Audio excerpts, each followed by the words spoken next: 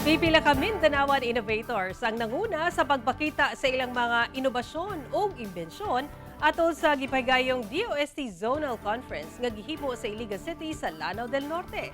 Nagkade ang teknolohiya nga naglaraw nga makatabang sa mga komunidad ang gibida. Atong silipon sa report ni Cyril Chavez.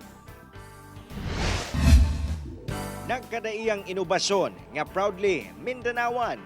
Kini ang gibida atol sa gihimong Zonal Conference sa Department of Science and Technology sa Iligan City, Lanao del Norte. Present sa aktibidad ang nagkadayang stakeholders nga gikan pa sa Region 9, 10 ug 11. Nakapokus ang kahimuan sa Propel program nga naglaraw nga mahimong commercialization hub para sa mga startups ug uban pang mga market-ready innovations sa mga Mindanaoan.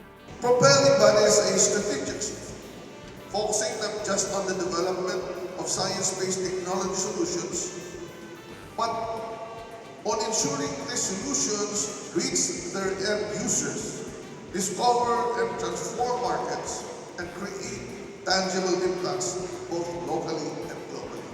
Usa sa mga gibida sa mong kahimuan ang imbensyong Shelled Unmanned Automatic Vehicle kung UAV project.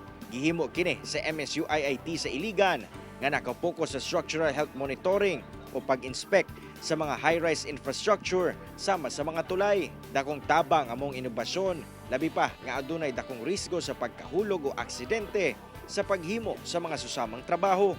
Gawas niini, daghang mga produktong agrikultura sab ang gibida gikan sa nagkadayang lugar sa Mindanao.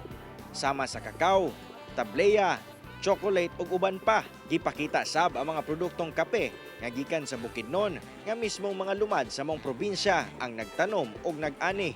Sa ating industriya, sa siyensya, teknolohiya at inobasyon, ang industriya ninyo ay arang-ana. At kung magawa natin ito lahat, ang ating kinabukasan ay maganda. Sumala sa DOST, magpadayon ng ilang mga programa o exhibit para sa mga Filipino innovators aron masiguro nga magpadayon ang pagpromotar sa mga gawang Pinoy. Kauban si Roland Cañas, Cyril Chavez, 1 Mindanao.